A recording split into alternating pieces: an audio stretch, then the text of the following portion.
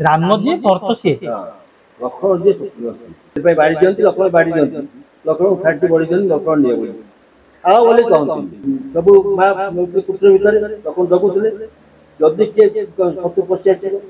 राक्षस भर्ती आमे मनीष जन्म पाइजे लक्ष्मण कोन बिना खाई पी की केमिति 14 वर्ष जने विष्णु पूजा करती चौर हां विष्णु शिव पूजा करती चौर हां हां योग सेवा करते बाहर कर ना हां जो संस्कृता पाकिस्तान देवर थे कौन राइट कर गले अच्छा मुझे इठी गोटे कथा राम लक्ष्मण भरत शत्रुघ्न ये कोन चतुर्थ मूर्ति तेता जुगर तत्या जुगर हां सही कथा पचार जी राम जी भरत सी राम जी भरत सी हां लक्ष्मण जी शत्रुघ्न सी एकांशी राम देखा जमी भरत देखा जेट सेमती अच्छा लक्ष्मण देखा जमी शत्रुघ्न देखा सेमती कौन जी भाई हां एका भाई हां नो जो प्रभु लीला करेंगे किसी जिन दरकार हम तो बन को जी बन गले अयोध्या को देखिए शासन कर लक्ष्मण बन चली गले आ दी भाई रही जड़े रही कौटी अयोध्या भितर भरत रही अयोध्या बाहर रही शासन करेंगे प्रभु को बाध्य धरिकी शासन करेंगे जदि देश लज्जा अच्छी ना पड़ी ये युद्ध रही देश रक्षा करने अच्छा आउ दी जन गले दलन करने राक्षस मारिया रावण मत ध्वंस करने लक्ष्मण जो जंतु वनवास गले ये दिन ठार 14 वर्ष काल खाई ना कि पी ना कि शोई ना तार कारण हूँ रावण पुत्र जी मेघनाथ ताकू बल मिलता कौन बल ये 14 वर्ष काल खाइबनी कि पीबनी कि शोबनी से भाया विराट में मरी न लक्ष्मण से पालन कर मारी बुझिपार तो कहीं दिहला कौन प्रभु माँ सीता लक्ष्मण कही लक्ष्मण निये बाड़ी दिखती लक्ष्मण बाड़ी दिखती लक्ष्मण थाटी बड़ी दिखती लक्ष्मण निये बोली खाओ बोली कहती मैंने दौर खावा दौर जेहेतु सी खाओ वार्ता लगे ना लक्ष्मण खाऊना जदि किसी प्रभु माँ पुत्र भितर लक्ष्मण जगुले जदि किए शत्रु पशि आस राक्षस भर्ती किए राक्षस पशि आस गोटे कथा आपको जानापी चाहिए आमे मनीष जन्म पाइजे लक्ष्मण कौन बिना खाई की पी की केमिति 14 वर्ष जने गुजरात जन अच्छा साधु हे 80 वर्ष बोध पाखी सी प्राय 30 वर्ष खाई ना पी ना किसी खाई ना पी ना फोटो बहुत बाहर साइंटिस्ट मैंने टेस्ट कले कैमेरा लगे रूम भितर काले खाई दौते बोली कैमेरा लगे चेक कराई अच्छा से खाऊना पी ना तो खाइला पिला झाड़ा पड़े जार प्रश्न नहीं हां नहीं हमर बॉडी रो इंटरनल जिंस भी खराब हे जीव ना ला केमती हुए आपनकर हमर शास्त्र मानकर अछि जे प्रभुंकर वाम पात्र कानियांगु अमृत हुए अच्छा से बही कोठी पड़े शिवक मस्तक रे पड़े मस्तक पर तल को जाए बुझा अच्छा अमृत धारा आम शरीर भितर समस्त आम जेहेतु आम साधना कर जापर ये साधना कर जापर प्रकृत अमृत आस पड़ू गोटे लिक्विड गोटे मोटा लिक्विड सी आसिक शिव जगार पड़ू पड़ू तौक बढ़ू अच्छा गोटे बाट सृष्टि हो जाए प्रभु पादर मथा पाखु गोटे बाट सृष्टि हो जाए तो से बात सी आसे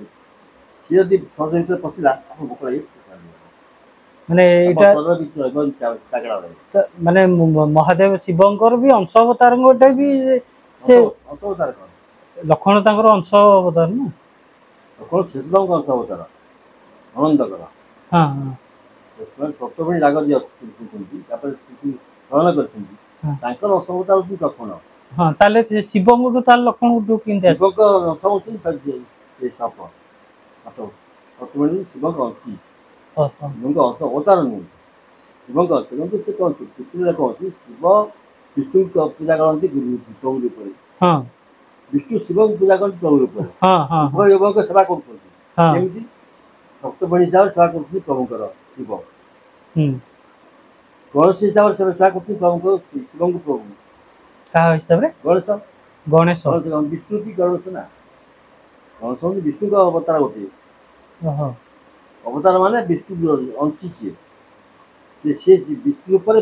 ବିଷ୍ଣୁ ଶିବଙ୍କ ଆରାଧନା କରନ୍ତି ଆଚ୍ଛା ବୁଝିପାରୁଛନ୍ତି ତ ହଁ ହଁ ତେଣୁ ସିଏ ହନୁମାନ ଏଇଠି ଆସିଲେ ହଁ ଶିବ ଅଂଶୀ ହଁ ସେ ରାମଙ୍କୁ ପୂଜା କଲେ ହଁ ତାଙ୍କ ଶିବଙ୍କୁ ପୂଜା କରି ରାମେଶ୍ୱର ପ୍ରତିଷ୍ଠା କଲେ ହଁ ଏଇଭଳିଆ ବହୁତ ଉଦାହରଣ ଅଛି ଆମର ଶାସ୍ତ୍ରମାନଙ୍କରେ ଆଚ୍ଛା ତେଣୁ ସେ ଲକ୍ଷ୍ମଣ ଯିଏ ଆସିଥିଲେ ହୁଁ ସିଏ ତ ସ୍ୱୟଂ ଇଏ ସପ୍ତପଣି ହୁଁ ଅନନ୍ତ ହୁଁ ତାଙ୍କ ପାଇଁ ଅସୁବିଧା କ'ଣ ମଣିଷ ଯଦି କରିପାରୁଛି ହେଇପାରୁଛି ହୁଁ 30 ବର୍ଷ ହେଲାଣି ହୁଁ ତାଙ୍କ ପାଇଁ ଅସୁବିଧା କ'ଣ ହୁଁ ହୁଁ ଠିକ ଅଛି ତ ମଉସା ଗୋଟେ କଥା ଜାଣିବା ପାଇଁ ଚାହିଁବି ଆପଣ ସବୁବେଳେ କହିଛନ୍ତି ଆମର ଏଇ ଯୋଉ ଭାରତ ପାକିସ୍ତାନ ଯୁଦ୍ଧକୁ ନେଇକି ମୁଁ ଏଇ କଥାଟି ପଚାରିବା ପାଇଁ ଚାହୁଁଛି ଆମର ଆମେରିକାର ରାଷ୍ଟ୍ରପତି ଡୋନାଲ୍ଡ ଟ୍ରମ୍ପ ସିଏ ଆମର ଭାରତର ଆଉ ପ୍ରଧାନମନ୍ତ୍ରୀ ମୋଦିଙ୍କର ମାନେ ବହୁତ ଗୁରୁତ୍ୱପୂର୍ଣ୍ଣ ବନ୍ଧୁ ଯଦି ବନ୍ଧୁ ହିସାବରେ ଦେଖାଯାଏ ସିଏ ଆପଣ ମଧ୍ୟ ବି କହିଛନ୍ତି କିନ୍ତୁ ଏଇ ଗତ କିଛି ଦିନ ଭିତରେ ଆମେରିକାର ଯୋଉଭଳି ଭାବେ ଭାରତ ପ୍ରତି ସବୁ ଜିନିଷ ରହିଲା ଆପଣ ମଧ୍ୟ ତାଙ୍କୁ ମଧ୍ୟ ତିରସ୍କାର କରିଛନ୍ତି ଯୋଉ ଡୋନାଲ୍ଡ ଟ୍ରମ୍ପକୁ ମଧ୍ୟ କହୁଥିଲେ କାଲି ଲାଇଭ୍ ଭିଡିଓରେ ମଧ୍ୟ ମୁଁ ଶୁଣିଛି ଯେ ସିଏ ବର୍ତ୍ତମାନ ଦୋଗଲାପଣ ଦେଖାଉଛନ୍ତି ତାକୁ ଚିହ୍ନିବା ବର୍ତ୍ତମାନ ମୁସ୍କିଲ ସେତେବେଳେ ଆପଣ ଗୋଟେ କଥା କହିଥିଲେ କାଲି ଗୋଟେ କଥା କହିଲେ କ'ଣ ୟା ଭିତରେ ଡିଫରେନ୍ସ କାହିଁକି ରହିଲା କଥା ବହୁତ କ୍ଲିୟର ଅଛି ହଁ ମୁଁ କହିଛି ଫାଷ୍ଟ କହିଛି ଆମେରିକା ଆମକୁ ସାହାଯ୍ୟ କରିବନି ଲାଷ୍ଟ କରିବ ଲାଷ୍ଟ ଲେଖା ମାଳିକାର ପ୍ରମାଣ ଅଛି ଇଂଲଣ୍ଡ ଆଉ ଆମେରିକା ଫ୍ରାନ୍ସ ସହିତ ମିଶିକି ଭାରତ ସାହାଯ୍ୟ କରିବେ ମୁସଲମାନଙ୍କୁ ମାରିବେ ଯୋଉ ଆପଣ ଗୋଜାଟିକି ଯୁଦ୍ଧ ହବ ସେଠି 3 ଦେଶ ଯୁଦ୍ଧା ବି ଥିବେ ଏଠି ଆଚ୍ଛା ବୁଝିପାରୁଛନ୍ତି ତ ତେଣୁ ତାକୁ ସେୟା ମୂଳରୁ କହି ଆସିଛି ଦେଖନ୍ତୁ ଆମେରିକା ଇଲେକ୍ସନ ପୂର୍ବରୁ ମୋଦି ଥରେ ଗଲେ ଆମେରିକା ଗଲେ ପୁରା ଜୁଆର ନଥିଲା ତାଙ୍କର ଇଲେକ୍ସନ ଟାଇମ୍ ତ ଜୁଆର ବିଲକୁଲ ନଥିଲା ଭୁଲ କଲେ ବଡ଼ ଭୁଲ କଲେ ଲୋଭର ଦେଇକି ଗଲେ ସିଏ ଆଚ୍ଛା ଭଲ ତ ଗଲ ସିଏ ଯିବା ଆଗରୁ ଟ୍ରମ୍ପ ଯିବା କରିଦେଲେ ମୋ ବନ୍ଧୁ ନରେନ୍ଦ୍ର ମୋଦି ଆମେରିକା ଆସୁଛନ୍ତି ମୋତେ ସାକ୍ଷାତ କରିବେ ଆଚ୍ଛା ନରେନ୍ଦ୍ର ତାଙ୍କୁ ଗଲେନି ଫୋନ୍ଟେ କଲେନି ଆଚ୍ଛା Trump is one of the richest person of America ହଁ ଆଉ ଗୋଟେ ଇଗୋଇଷ୍ଟ ଲୋକ ବହୁତ ଇଗୋ ଅଛି ତାଙ୍କର ହେବା କଥା ଏଥିପାଇଁ ଆମେରିକାର ପ୍ରେସିଡେଣ୍ଟ ସାରିଛନ୍ତି ଅଲରେଡ଼ି ପୁଣି ଏତେ ବଡ଼ ଧନୀ ଲୋକ ସେ କାହିଁ ତାଙ୍କର ଇଗୋ ରହିବ ଆତ୍ମଗର୍ବ ରହିବ ତାଙ୍କ ଆତ୍ମ ବହୁତ ବାଧା ହେଲା ଯଦି ବଜାୟ ଥାନ୍ତା ଆମେରିକା ତାହେଲେ କିଛି ହେଇଥାନ୍ତା ଯାଇକି ତାଙ୍କୁ ପୋନି ଗଲେନି ତା ପାଖକୁ ଗଲେନି ଇଏ ଯାଇକି ବାଇଡେନକୁ ଭେଟ କଲେ ବୁଶ ତା ପାଖକୁ ଯାଇକି ଗଲେ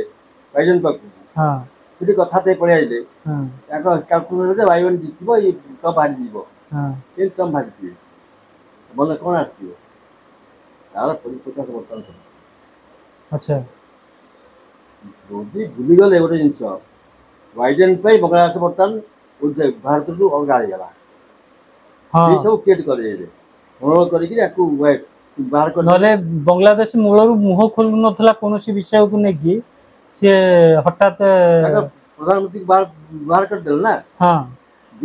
ଯୋଉ ଶକ୍ତିଟା ପାକିସ୍ତାନ ଫେଭର ଥିଲେ ସେମାନେ ରାଇଜ କରିଗଲେ ଶେଖ ହସିନାଙ୍କୁ ତୋଡ଼ିଦେଲେ ତେଣୁ